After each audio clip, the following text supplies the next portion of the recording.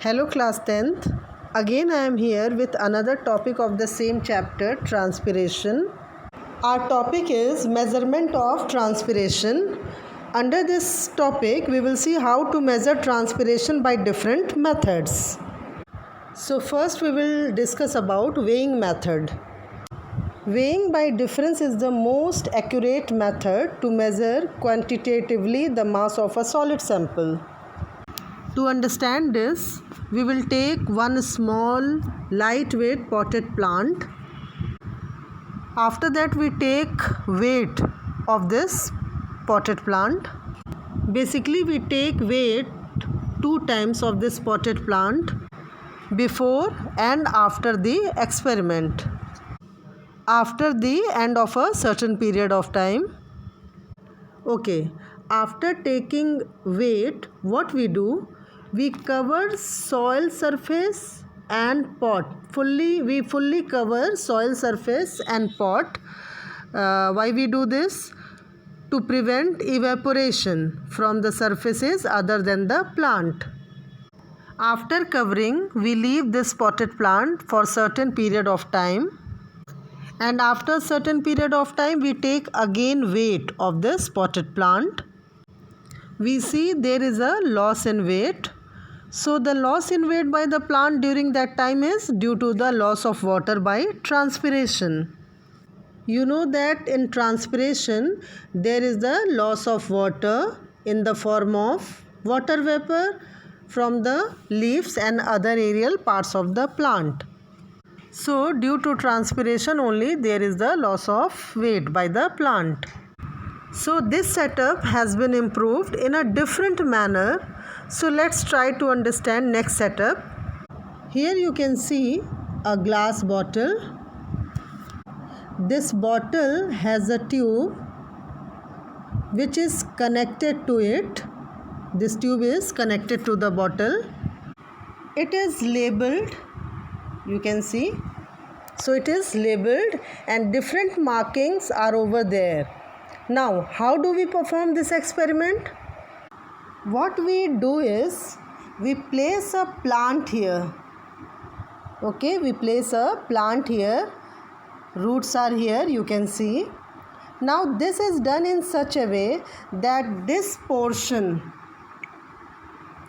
the mouth portion of a glass bottle is sealed. Then what we do is, we fill this whole setup with water. Suppose we fill with water till this point. Okay. Now we keep this setup under sunlight about 3 to 4 hours. After that, what we found that after some time, this water level in the side tube falls. This shows that water has been used up by the plant. As you know that the mouth of the water bottle is sealed, so water from this area cannot be evaporated. So water somehow has been used by the roots, and then through aerial parts of the plant, water will evaporate through transpiration process. We see that water level goes down. By this method we can actually find that within 4 hours how much volume of water has been sucked in by the plant. So this would indicate the volume of water loss that can be compared with the loss in weight with the help of a weighing machine, or by converting cc into grams, cubic centimeter into grams, and you know that 1 cc water weighs 1 gram. Now one more experiment, another weighing experiment, in which we take one test tube. In front of you, you can see there is one test tube, and this test tube is filled with water, and then we insert a leafy shoot in it.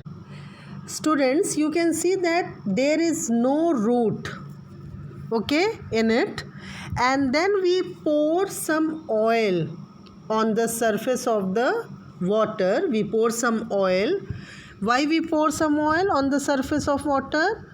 To prevent loss of water by evaporation. After pouring oil on the surface of water, what we do? We place this test tube in a small beaker and then we take weight of that. Means weigh them together, beaker plus test tube. After that we remove the test tube from the beaker and then we keep it straight in the test tube stand for a few hours. After a certain period of time, we weigh it again by keeping it in the same beaker. Then what we see? We see difference in the weight, which indicates loss of water by the shoot. And why there is loss of water? It is due to transpiration. Students, you know that there are no roots, so the water loss through transpiration will be much less. Why? Because there are no roots to actively absorb water. Now we will discuss another method, potometer method, which is very important. Potometer means a device that measures the rate of water intake by a plant, and this water intake is almost equal to the water loss through transpiration. Now we will study this method in detail, how it works and limitations in the use of potometer.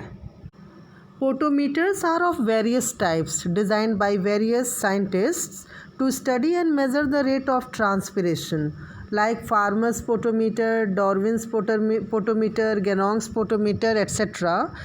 Among all, Ganong's potometer is very important. Ganong's potometer helps to measure the rate of water intake by a plant. Class, in front of you it is Ganong's potometer, which is commonly used. Let's see how it works.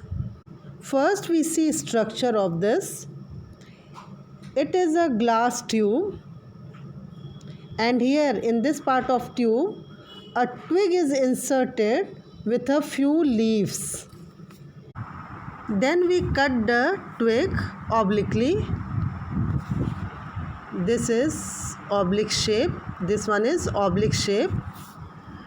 Why we cut twig obliquely? Because this oblique shape allow larger surface area for the water intake. The entire apparatus is filled with water, you can see, so that no air spaces are present. Here there will be a reservoir with a stopcock. This is stopcock. This stopcock is to regulate the water coming out of the reservoir, and we can open it from here. Is it clear, class? So you can see that reservoir or this tube or entire apparatus is filled with water, and this end part of the tube is dips in the beaker. Okay class, this end part of the tube dips in a beaker, and inside the beaker you can see there is colored water. What we do, we add potassium permanganate in water so that it gives a pink appearance. Here you can see air bubble, I will explain you later. And this is scale. On Ganong's potometer there is one scale. Now we will see how it works. So twig is inserted here in this tube. First what we do, we close this end of the tube with our thumb. Clear class? By using thumb we close this end of the tube, and then we fill water in this tube. Okay class? Okay, after that what we do, we slightly remove our thumb, remove our thumb and then we dip this tube inside the beaker. We remove thumb slightly so that air bubble can go inside. We have to make sure that only one air bubble is inserted inside the tube. More than one bubble should not go inside. This side of air bubble there is clear water. This side clear water, and left side of the air bubble there is pink color water, and already I told you that it is due to potassium permanganate. When we add potassium permanganate in water, then it gives a pink appearance. Clear class? As transpiration proceeds, that is, as the water is lost from the twig, a suction force is set up which pulls the water from the beaker. Okay, and the bubble in the capillary tube, this bubble in the capillary tube also moves along. Clear? When twig will absorb water, then this water will move towards twig, and this air bubble will also move this side. Do you know, class, why we introduce this bubble, air bubble? We introduce this bubble to take reading. Okay, so what we do when this air bubble introduced in this tube, we note its initial point. We measure from this scale where it is. We take reading. Okay, initial reading, and when this bubble moves towards this twig along with water, then it moves this side, so again we will take reading. Okay, when this bubble moves this side, it takes time. Okay, so after certain time, when this bubble reach here, then again we take reading. The reading on the capillary tube, this reading on the capillary tube would give the volume of water lost in a given time. So when this bubble reach at this position, again what we do, we brought this air bubble, we brought it back. For this what we do, the air bubble can be brought back to its original position by releasing some water. From where? From the reservoir. We open this stopcock, so reservoir release some water. Clear? And then what happens? This air bubble comes back to its original position. Clear, class? After opening the stopcock, water releases from reservoir, and bubble which is here, present here, will come back to its original position. By this we can take reading so many times.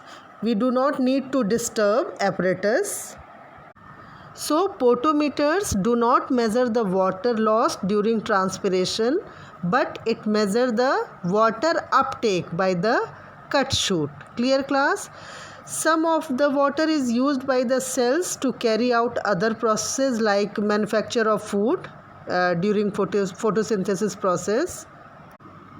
The potometer should be made completely watertight and underwater to avoid suction of an air bubble into the twig. Means air bubble should not reach here near the twig, because if air bubble will enter inside the twig, it will stop the absorption of water into the xylem. Now we will see what are the limitations in the use of potometer. As I told you that water which is absorbed by the plant is also used in other activities like in manufacturing of food during photosynthesis process.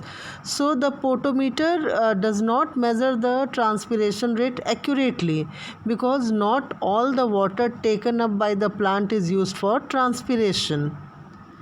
Next limitation, that introducing the air bubble is not very easy, and the twig may not remain fully alive for a long time. Okay, and any changes in the outside air temperature may affect the position of the air bubble in the capillary tube. Okay, so these are the limitations in the use of potometer.